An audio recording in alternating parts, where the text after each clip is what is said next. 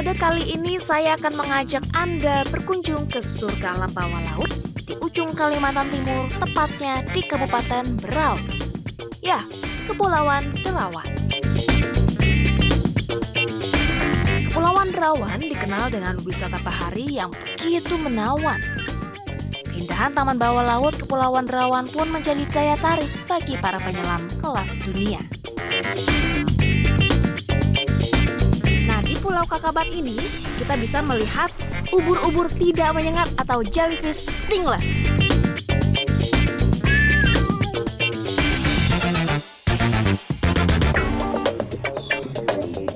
Inilah gua Haji Mangku.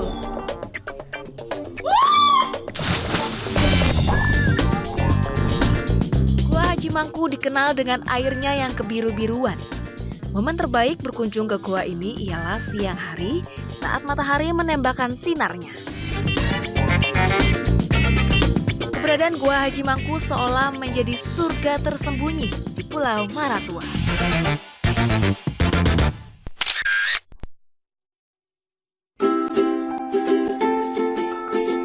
Untuk menuju ke Kepulauan Derawan, saya harus menempuh perjalanan udara. Perjalanan udara saya tempuh dari Jakarta menuju Balikpapan, dilanjutkan perjalanan menggunakan pesawat jenis ATR untuk tiba di Tanjung Redep, Kabupaten Berau, Kalimantan Timur.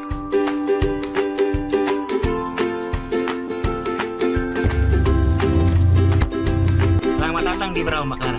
Nah, akhirnya kita sampai setelah perjalanan yang cukup panjang tadi dari Jakarta ke Balikpapan, dari Balikpapan dan kita saat ini udah nyampe di Berau.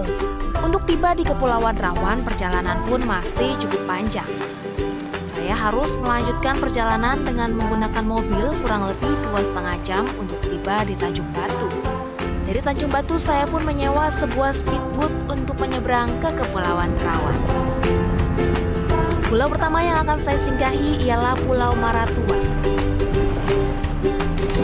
Dalam perjalanan saat hampir tiba di Maratua, saya disapa sekelompok mamalia yang ramah.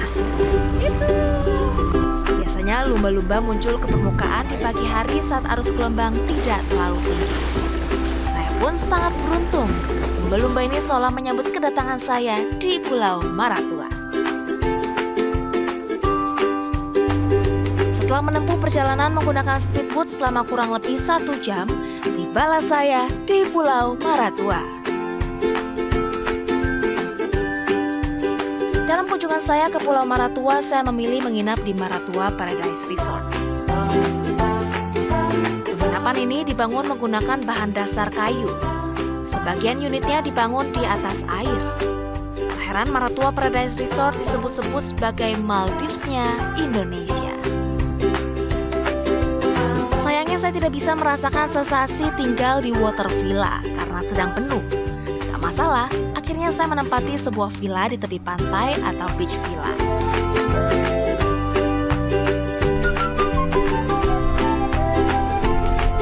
Saat ini saya mau mengajak pemirsa di rumah untuk menyelami keindahan bawah laut Pulau Maratua. Saya pun tak sabar untuk terpukau dengan keindahan alam bawah laut Kepulauan Derawan. Setelah semua peralatan diving lengkap, saya pun menumpangi speedboat untuk menuju ke Pulau Sangalaki.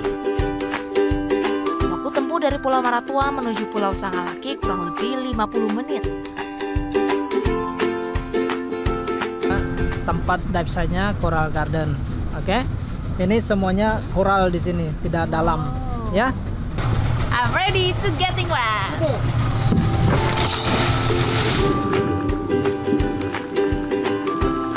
Banyaknya terumbu karang menjadikan Coral Garden sebagai tempat kesenangan bagi ikan-ikan kecil. Tak hanya kaya akan keindahan terumbu karang, Coral Garden di Pulau Sangalaki juga memiliki biota laut lainnya yang beragam. Di antaranya saya bertemu dengan lionfish, spesies ikan yang dikenal dengan durinya yang panjang dan beracun. Dari kejauhan saya melihat seekor ikan dengan warna dan corak yang sangat menarik, sedang asyik mengunyah terumbu karang. Ya, apalagi kalau bukan clown triggerfish. Belum selesai mengagumi keindahan biota laut, tiba-tiba seekor parimanta menghampiri saya. Sambil mengibaskan siripnya, parimanta ini seolah mengajak saya menari bersama. Ya, parimanta atau manta ray merupakan spesies yang paling dicari wisatawan saat berkunjung ke Pulau Sangalaki. Ikan ini menunjukkan perilaku bersahabat dengan para penyelam, namun penyelam harus berhati-hati karena parimanta hidup di arus yang kencang.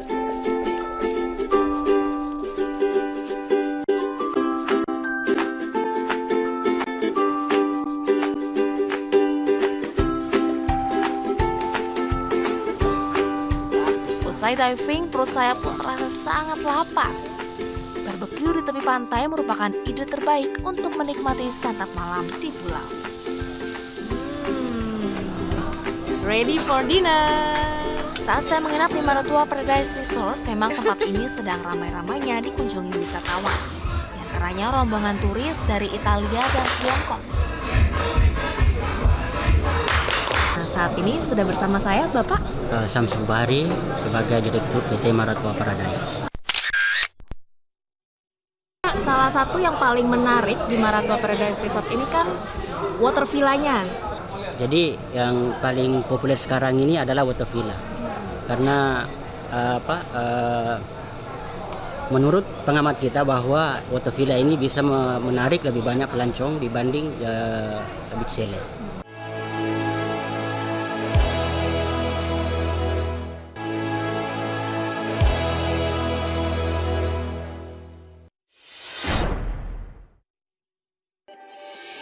Travelers, di pagi hari yang begitu cerah ini, saya menyempatkan diri melihat langsung aktivitas masyarakat nelayan yang menjadi mayoritas mata pencarian di Kota Baru.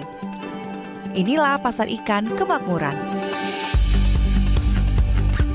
Sesampainya di sana, suasana bongkar muat dan jual beli ikan begitu riuh.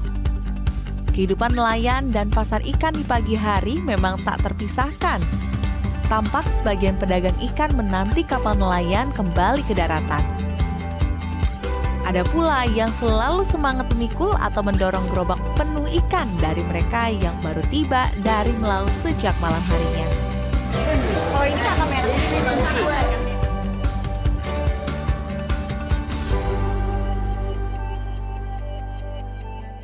Tak hanya nelayan, daerah pesisir juga merupakan surga bagi para penderes nira yang menggantungkan hidupnya dari gula aren. Sebagian warga di Kota Baru pun juga menjadi petani aren.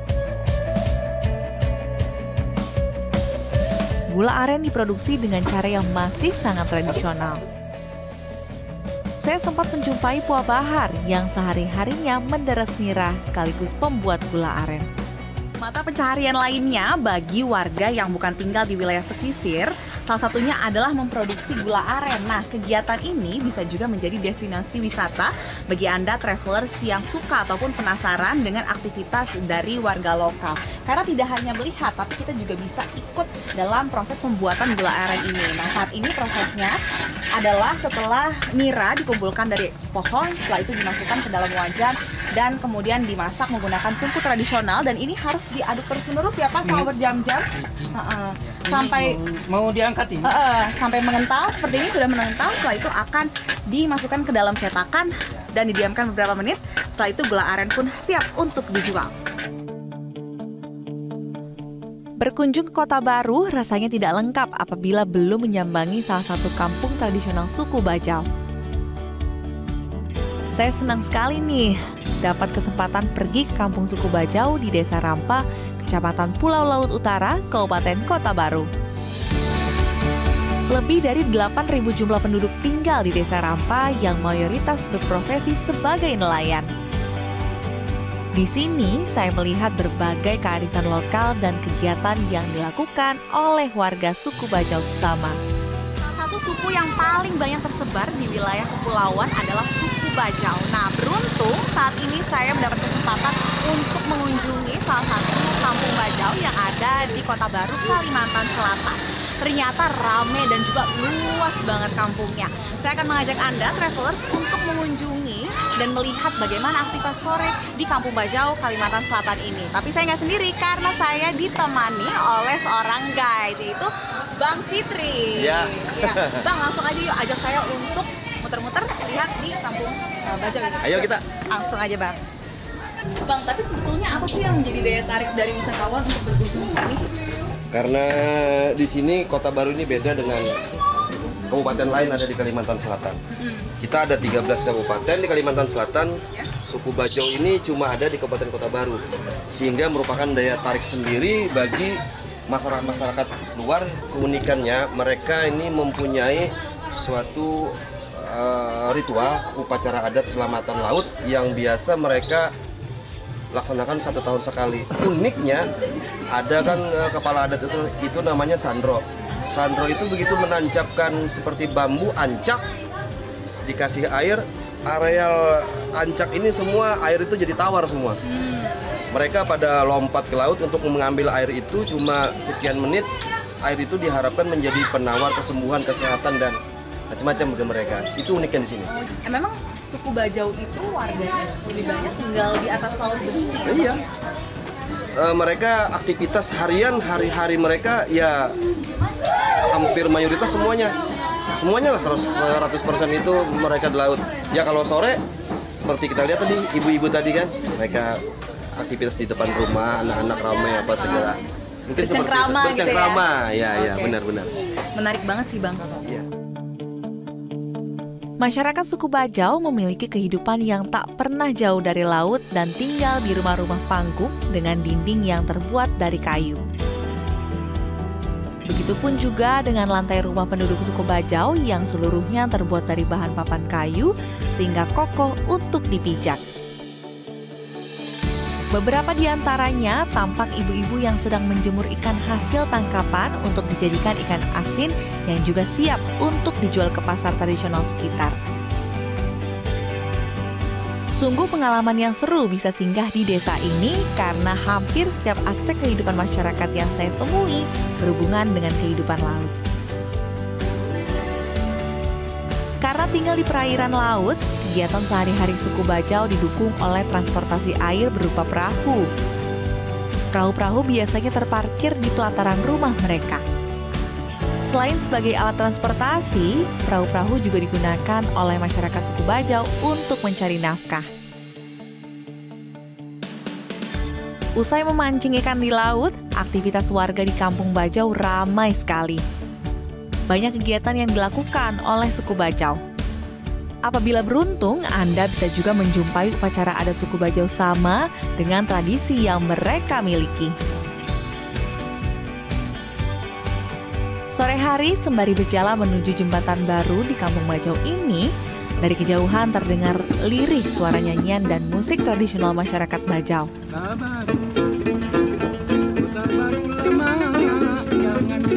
Kesenian suku Bajau merupakan bagian dari warisan yang menjadi salah satu perhatian. Seperti misalnya musik alahai yang merupakan musik tradisional suku Bajau sama di desa Rampa ini. Senandung alahai yang dipopulerkan oleh Muhtar Wangi menggunakan alat musik panting ini biasanya dinyanyikan untuk menemani saat mencari ikan. Inilah yang menjadi suatu hiburan bagi setiap tamu yang berkunjung. Seru sekali pengalaman saya hari ini di Kampung Bajau yang ditutup dengan alunan merdu lagu dan musik tradisional yang merdu. Begitu banyak hal menarik yang tentu saja dapat dikemas menjadi objek wisata yang menarik. Setelah ini, saya akan ajak travelers untuk melihat keindahan wisata pantai yang dimiliki oleh Kota Baru. Sesaat lagi, tetap di Journey Way to Explore.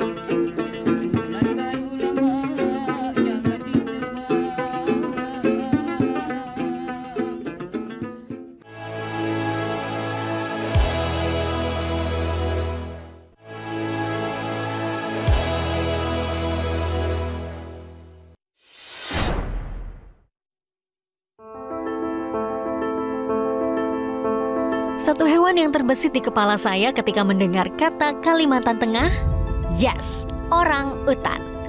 Gak sabar banget lihat orang utan secara langsung di hutan. Masih bersama Purwanti sebagai tour guide kami, perjalanan ke Taman Nasional Tanjung Puting kami lalui dari Dermaga Kumai, Kota Waringin Barat. Perjalanan menuju ke sana akan menjadi perjalanan yang tak terlupakan. Karena kami akan bermalam di kapal Klotok Wisata.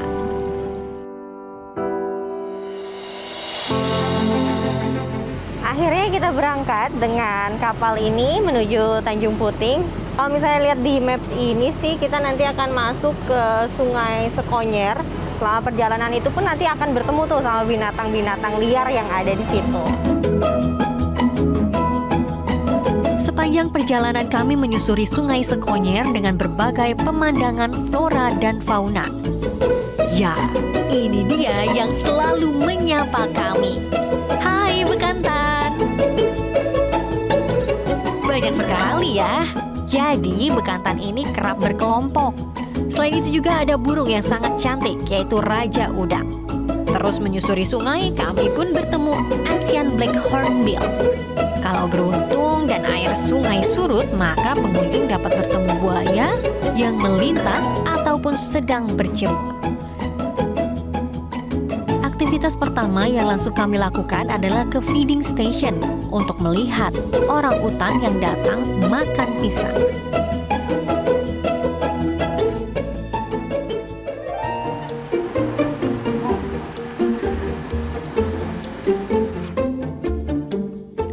Tak lama berjalan, kami sangat-sangat beruntung dapat bertemu orang utan bernama Rika.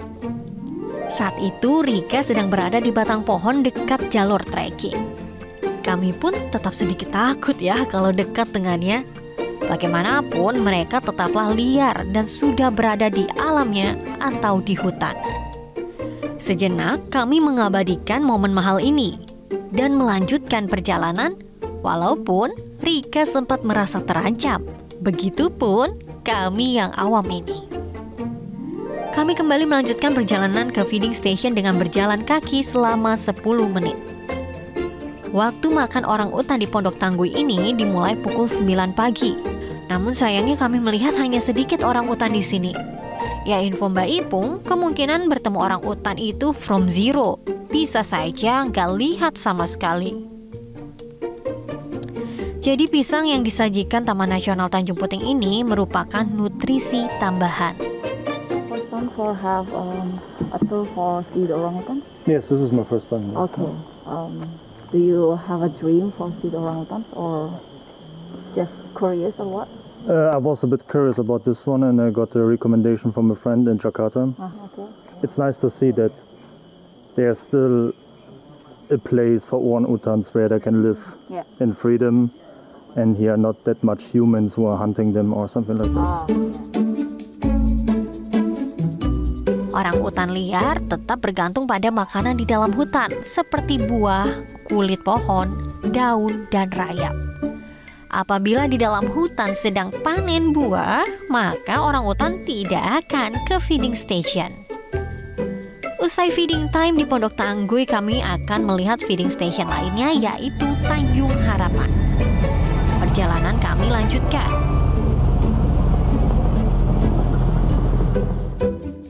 Kapal ini terbuka, terdapat meja makan untuk menyantap makanan mulai sarapan hingga makan malam. Dalam perjalanan kami pun akan menyantap makan siang dengan beragam menu yang pastinya akan memanjakan perut yang sudah mulai lapar.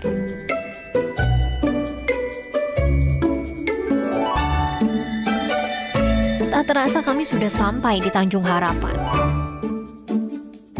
Yang terpenting ialah tetap jaga jarak aman jika melihat orang utan setidaknya 5 meter. Kita langsung pindah aja, jangan stay di situ. Takutnya dia pi atau pu, atau kita kejatuhan rantingnya. Tamu yang datang disarankan tidak membawa makanan atau minuman agar tidak menarik perhatian orang utan.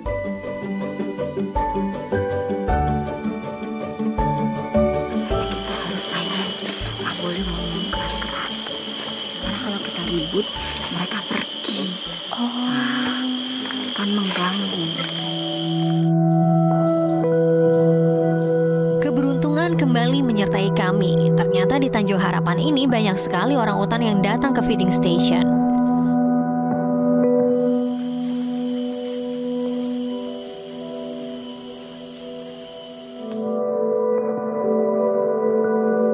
Setelah dia mengamati orang utan, ternyata mereka mengambil banyak pisang, lalu membawanya ke bagian atas pohon. Orang utan ini tidak suka eye contact dengan manusia. Mereka bisa saja marah dengan mengeluarkan bunyi. Udah. Tuh. Udah. Walaupun beda ya. Itu dia marah tuh. Udah potekin ranting. Nanti kalau misalnya dia bete beneran dilempar ke orang yang di bawah. Tadi udah gitu soalnya. Nah itu masih megang rantingnya tuh. Tuh kan.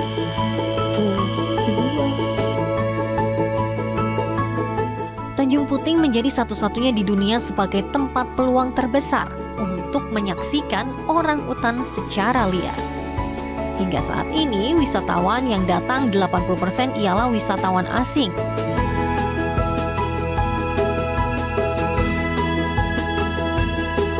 Walaupun masa pandemi seperti saat ini, Mbak Ipung ternyata juga merasakan manfaat jaringan internet yang baik dengan platform digital untuk kembali menggiatkan potensi wisata yang ada di Kalimantan Tengah.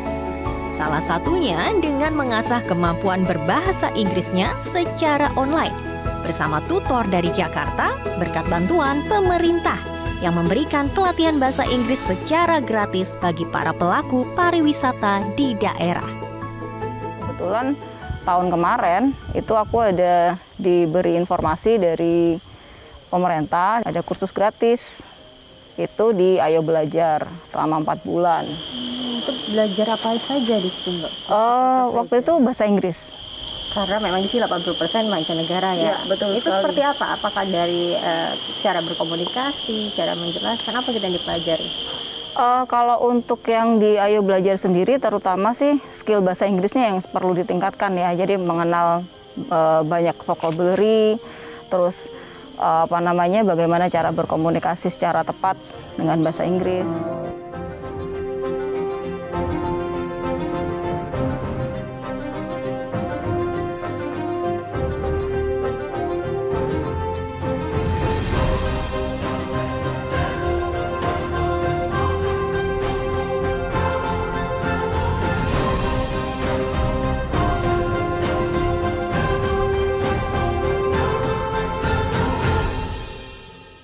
Jelajahi cara baru mendapatkan informasi. Download Metro TV Extend sekarang.